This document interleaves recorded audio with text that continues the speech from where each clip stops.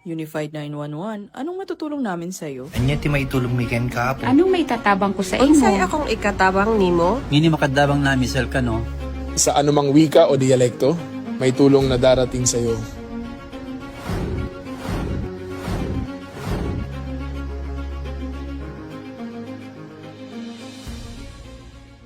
Lilingkod sa bawat Pilipino at magbibigay ng tamang impormasyon para sa tahimik at maayos na Pilipinas. Police News Network, alagad ng batas, tagapagtaguyod ng balitang pulis, sandigan ng mamamayan, patnubay ng katotohanan.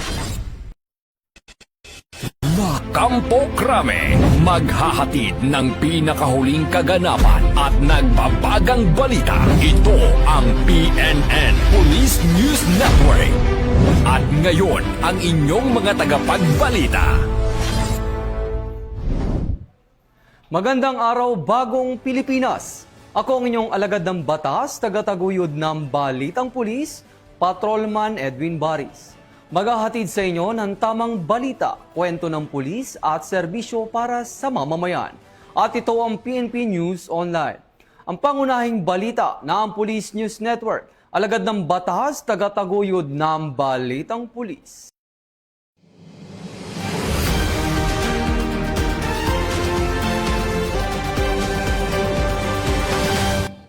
Narito ang mga balitang hatid ng ating PNN correspondents mula sa iba't ibang panig ng bansa.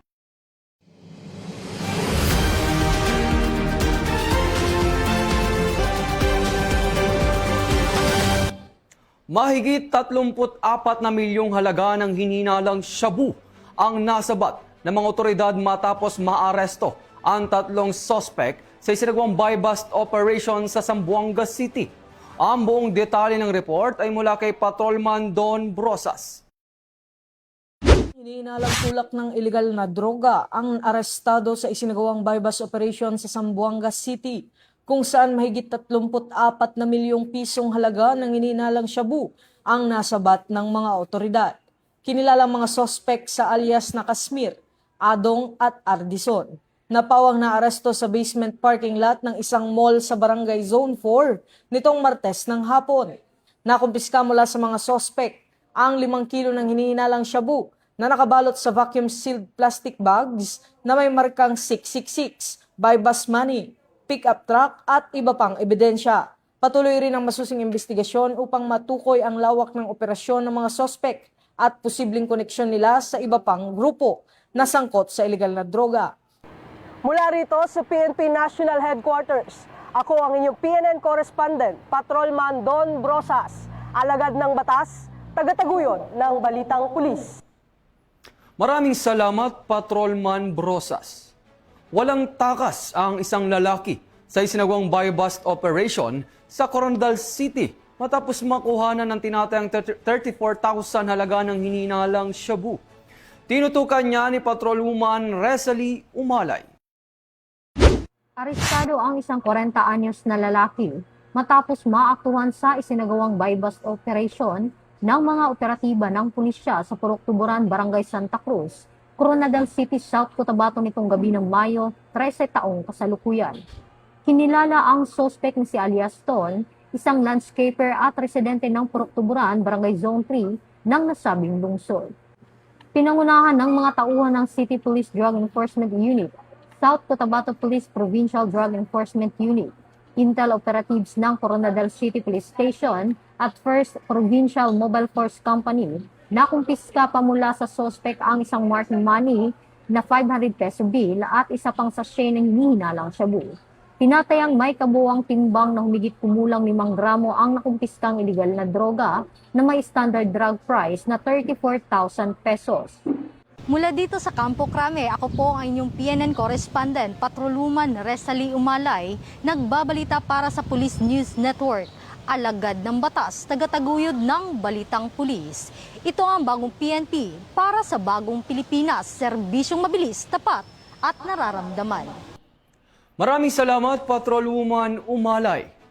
Arestado ng Port Special Operation Unit ng PNP Maritime Group ang isang wanted person na nahaharap sa kaso ng pagputol ng kahoy matapos itong masakote sa bisa ng warrant of arrest.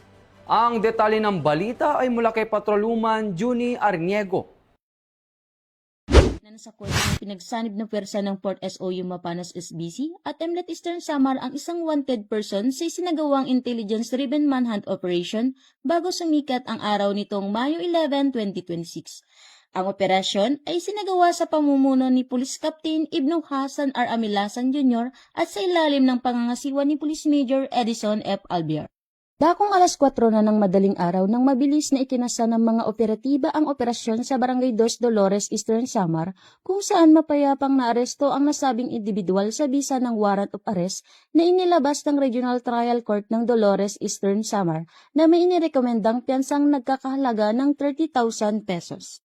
Ayon sa mga otoridad, patuloy na pinagting ng kampanya laban sa mga lumalabag sa batas pangkalikasan bilang bahagi ng pagsusulong ng pangangalaga sa likas na yaman at pagpapanatili ng kaayusan sa komunidad.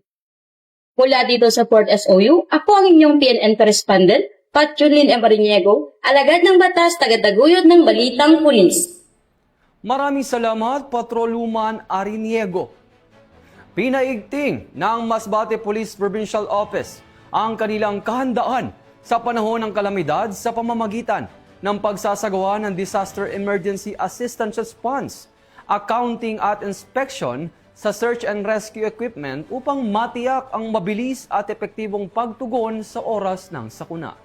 Nakibalita dyan si Police Corporal Danet Alba. Tinanggap ng Philippine National Police ang karagdagang mobility asset mula sa Armed Forces and Police.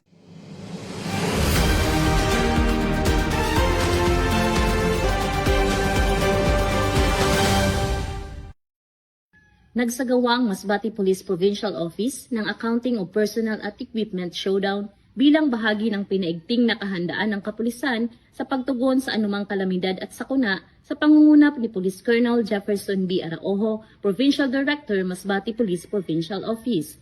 Bilang bahagi ng patuloy na pagpapalakas ng disaster preparedness at emergency response capability, nagsagawa ng sabayang accounting of personnel ang iba't ibang istasyon ng kapulisan kasama ang kanilang DARE contingents at Masbate Police Provincial Office upang tiyakin ang kahandaan ng mga tauhang maaaring i-deploy sa oras ng sakuna at emergency situations.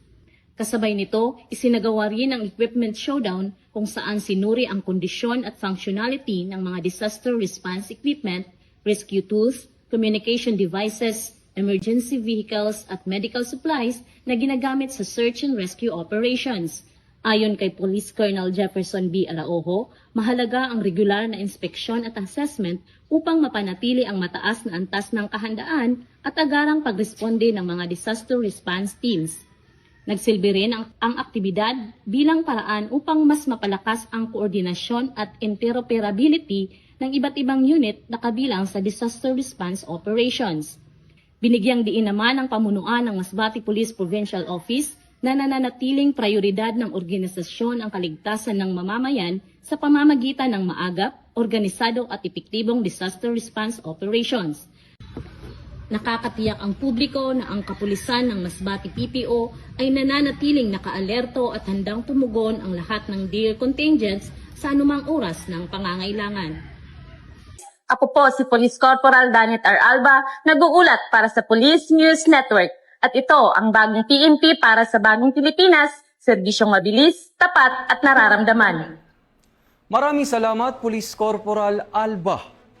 Formal na tinanggap ng Philippine National Police ang karagdagang mobility assets mula sa Armed Forces and Police Savings and Loan Association Incorporation sa pamamagitan ng Deed of Donation with Acceptance and Turnover Ceremony na ginanap sa PNP National Headquarters sa Campo Crame. Kabilang sa donasyon ang 4 na Toyota Hilux Patrol Vehicles na ipinagkaloob sa Police Regional Office 2 upang palakasin ang operasyon at mabilis na pagtugon sa mga insidente sa kani-kanilang lugar. Magbabalita dyan si Patrolman Adrian Dayaw. Tinanggap ng Philippine National Police ang karagdagang mobility asset mula sa Armed Forces and Police Saving and Loan Association Incorporated o APSLAI nitong Mayo 12. Isinagawa ang signing of the Deed of Donation with acceptance at turnover ceremony sa PNP National Headquarters sa Kamkrame. Pinangunahan ng aktibidad ni na APSLAI President at Chief Executive Officer na si retired Drill Admiral Nichols Dries, kasama si PNP Chief Police General Jose Melencio Nartates Jr. at Director for Logistics na si Police Major General Martin Defensor Jr. Sa naturang seremonya, 4 na unit ng Toyota Hilux Patrol ang pinagkaloob sa Police Regional Office 2. Ang mga sasakyan ay itatalaga sa Reyna Mercedes Police Station, Tumawini Municipal Police Station, 201st Maneuver Company at 202nd Maneuver Company. Ayon sa PNP, malaking tulong ang mga bagong patrol vehicle upang mapalakas ang mobility operational readiness at kakayahan ng mga pulis sa mas mabilis na pagtugon sa mga insidente at pagpapanatili ng kapayapaan at kaayusan sa kanilang mga nasasakupan. Nagpasalamat naman ang pamunuan ng PNP sa patuloy na suporta ng APSLAI sa modernisasyon at pagpapalakas ng kakayahan ng kapulisan. Ito ang bagong PNP para sa bagong Pilipinas, serbisyong mabilis, tapat at nararamdaman. Mula po dito sa himpilan ng Pambansang Pulisya ng Pilipinas, ako po si Patrolman Adrian Dayaw, nagbabalita para sa Police News Express. At ito ang bagong PNP para sa bagong Pilipinas, serbisyong mabilis, tapat at nararamdaman. Maraming salamat, Patrolman Dayaw. Patuloy na ipinapakita ng Bontoc Municipal Police Station ang kanilang suporta sa pagpapaunlad ng kabataan sa pamamagitan ng Taekwondo program na layuning humubog ng disiplina, husay at potensyal ng mga kabataang atleta na maaring maging kampyon sa hinaharap. Alamin ang detalye ng report mula kay Police Corporal Kazumi Kofin. Bitbit ang 3 bronze medals, pinatunayan ng best practice na Albago Taekwondo team ng ating kapulisan sa Bontoc Municipal Police Station na ang tamang paggabay sa sports ay susi sa pagbuo ng disiplina at ligtas na kinabukasan para sa mga kabataan. Naging matagumpay ang paglahok ng koponan sa 2026 Luzon Taekwondo Championship sa Baler Aurora kung saan nagbigay ng karangalan sina Vren Johan Inyaka Bagangan sa 131 cm Advanced Grade School category, Benjamin Sigsig Chumakong Jr. sa 59 kg Advanced Cadet Division at Jermaine Din Lumbag-Ayan sa Female 48 kg Novice Junior Division. Sa pangunguna ni Police Major Robert B. Sagandoy, ang hepe ng Bontoc MPS, aktibong isinusulong ng himpilan ang programang nagbibigay ng libreng training at positibong aktibidad para sa mga batang taekwondo aspirants na may edad 6 pataas, kung saan si Police Master Sergeant Benjamin Chumakog ang kanilang coach. Ito ay naglalayong mailayo ang mga kabataan sa ilegal na droga, masasamang bisyo at impluensya ng mga rebelding grupo habang pinapalakas ang kanilang kumpiyansa, disiplina at pagmamahal sa sports.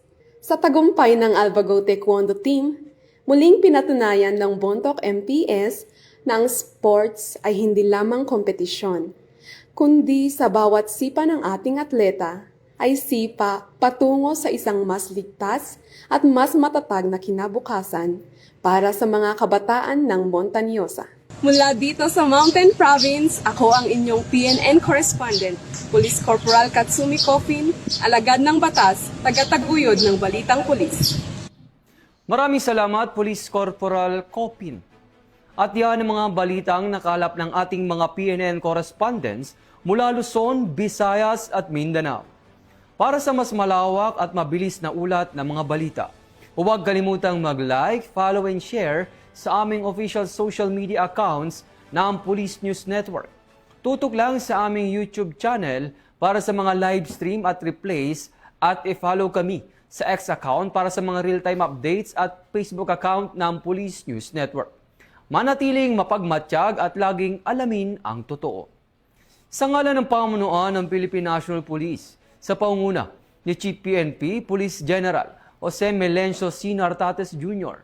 at sa pamumuno ni President Ferdinand Bongbong Marcos Jr., kami ay maglilingkod sa bawat Pilipino at magbibigay ng tama at balanseng balita. Mula rito sa tanggapan ng tagapag-ugnay ng Pambansang Pulisya, ako ang inyong alagad ng batas, tagataguyod ng Balitang Pulis, Patrolman Edwin Baris. Maghahatid ng tamang balita, kwento ng pulis at serbisyo para sa mamamayan. At ito ang PNP News Online, ang pangunahing balita ng Police News Network. At ito ang bagong PNP para sa bagong Pilipinas. Serbisyong mabilis, tapat at nararamdaman.